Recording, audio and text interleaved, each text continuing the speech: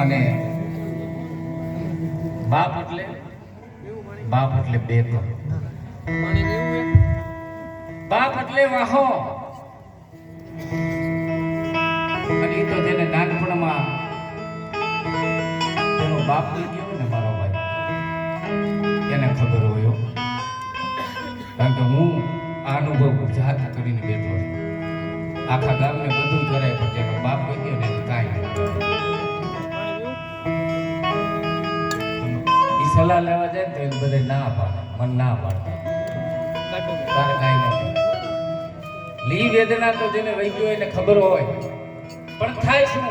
થવાનું તે થાય અને કરો ખોટી ઉપાય. મનુષ્ય દાપણ દોડતો ધણીનું ધાર્યું થાય. એ બાબુ કાકા તમારું મારું કાંઈ એમાં હાજર નથી મારો બાપ.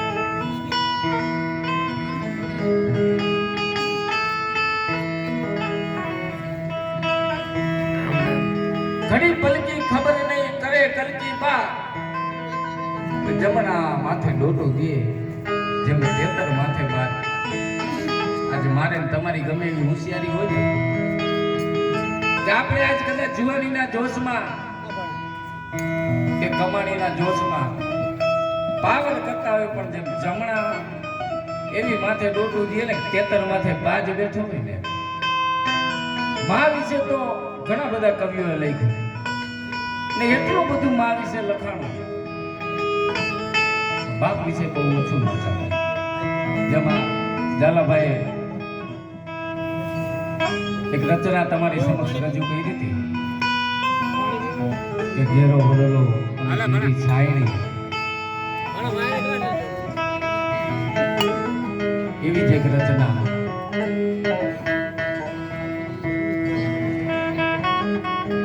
કે હું બાપ બેઠો છું. રાજબા ગઢવીની લખેલી રચના છે. ઉપાધિ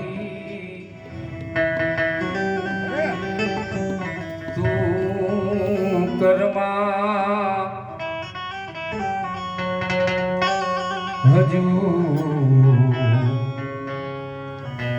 હું બાપ બેઠો છું, હજુ હું બાપ બેઠો છું.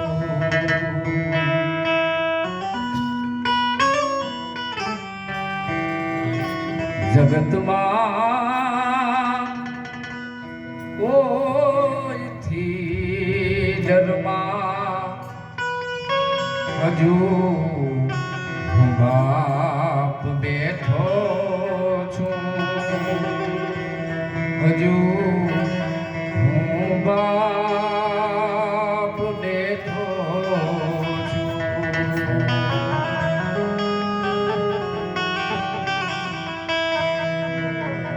તારા સંતાપો ખભે લઈને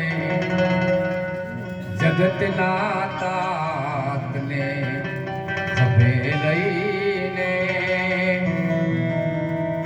ફેંકી દઉં સાત સમંદરમાં, હજુ હું બાપ બેઠો છું, હજુ હું બાપ બેઠો છું.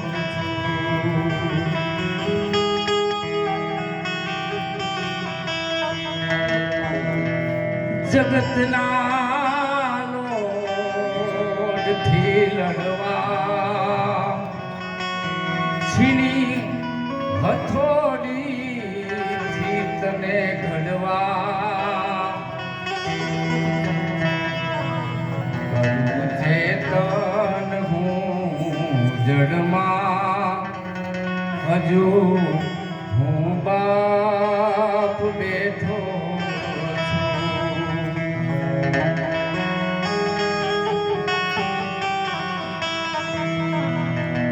કે સગડું તારું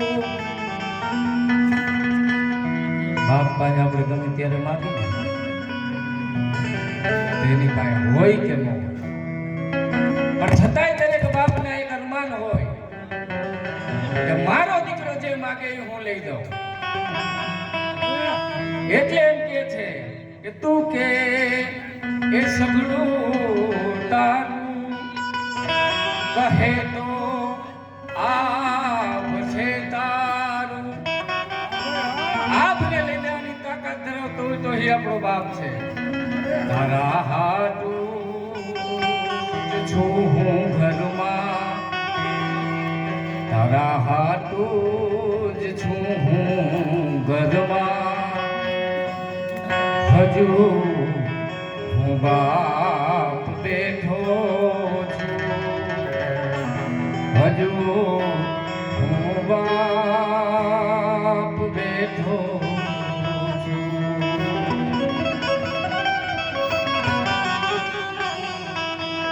બેટા તું રાજ રુદિયાનો, મારો અવાજ રુદિયાનો, મૂકું હાથ માથા પર, મૂકું હાથ માથા પર, હજુ હું બાપ બેઠો છું.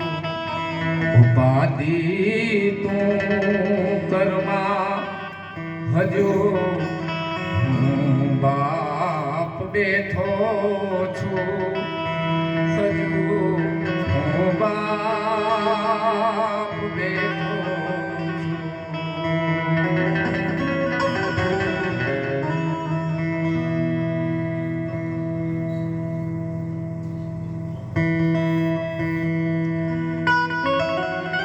જૂઠની કાયા રાણી જૂઠાન બોલો,